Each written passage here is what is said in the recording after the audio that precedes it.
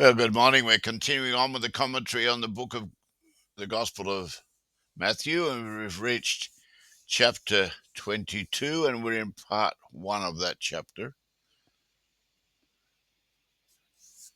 And this is very important because it's about Jesus reproving the scribes and the Pharisees, not the Sadducees, just the scribes and the Pharisees. In the previous chapter, he'd been pointing out their mistakes, and now he makes it more specific. And this is chapter 23. Christ reproves the scribes and the Pharisees, part 1. Then spoke Jesus to the multitudes and to his disciples, saying, The scribes and the Pharisees sit in Moses' seat.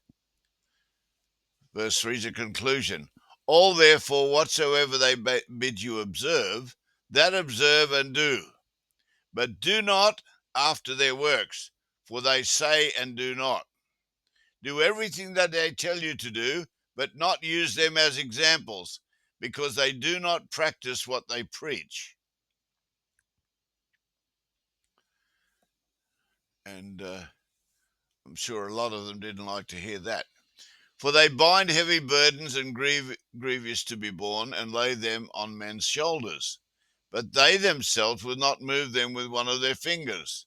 They refuse to carry the same heavy burdens that they place on others. They are hypocrites. For all of the works that they do is to be seen by men. So it's all for show. They make broad their phylacteries and enlarge the borders of their garments. Phylacteries, known as tefillin in Hebrew, consist of two small boxes containing scrolls of parchment inscribed with specific Bible verses.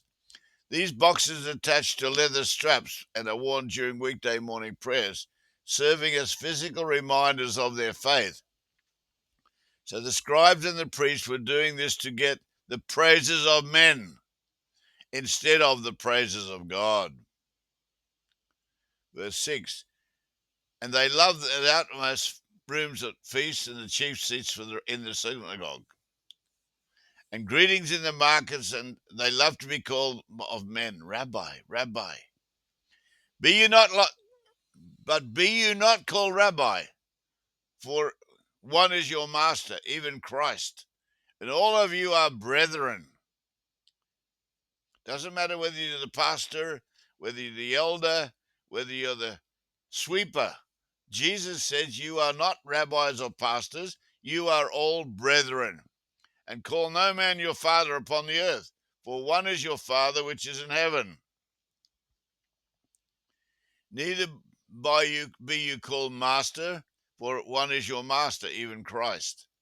So you cannot call anyone on earth Father, because there is only one of them, and it's God the Father in heaven. You cannot call anyone your master, for there is only one master, and that is Christ. But he that is greatest among you shall be your servant. Now, as the song says, if you want to be great in God's kingdom, learn to be the servant of all. Unfortunately, some people have still got to learn that. And whosoever shall exalt himself shall be abased, and he that shall humble himself shall be exalted. But woes unto you, scribes and Pharisees, hypocrites!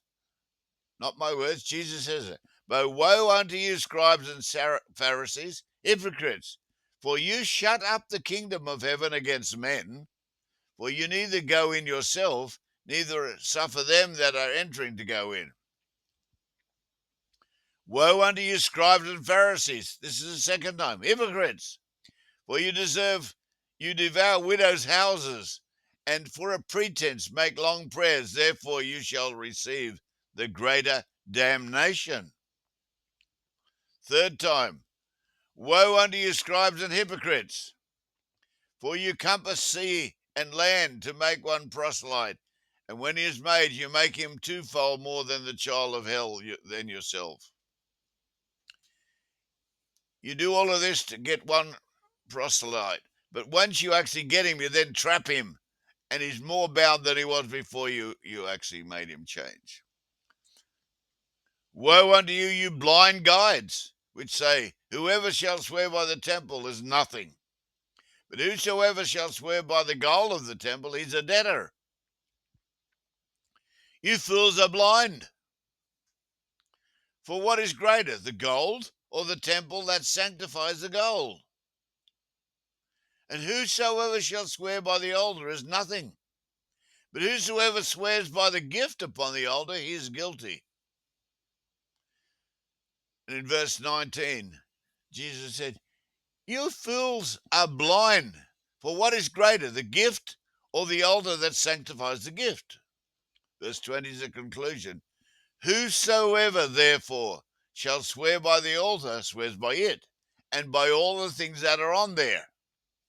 And whosoever shall swear by the temple swear by it, and by him that dwells therein. You swear by the temple, you're swearing by God who lives in the temple. And he that shall swear by heaven swears by the throne of God, and by him that sits thereon. And so we end part 1.